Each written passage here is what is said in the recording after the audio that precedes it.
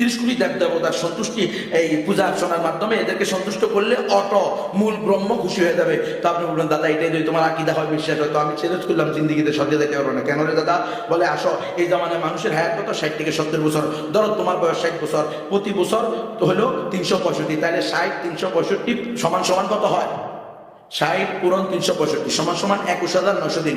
তুমি যদি তোমার জন্ম থেকে মৃত্যু পর্যন্ত, দোলনা থেকে কবর পর্যন্ত, জীবনের শুরু থেকে শেষ পর্যন্ত কোনো শিশুকাল নাই, বিবাহ শাদী নাই, বউ নিয়ে হসপিটালে দৌড়ানো নাই, ছেলে মেয়ে নিয়ে হসপিটাল নাই, বাপ মার সাথে কোনো সময় নাই, ভাই বোনের অধিকার তো নাই, সব বাদ দিয়ে যদি আলাতল প্রতিদিন একটা করে নতুন নতুন দেবদেবীর পূজা করো, যেই দেবদেবীর পূজা জীবনে একবার করবে, দ্বিতীয়বার আর এটা পূজা করতে পারবে না। সরস্বতী পূজা প্রতি বছর চলবে না, জীবনে একবার। দুর্গা পূজা প্রতি বছর চলবে না, জীবনে একবার।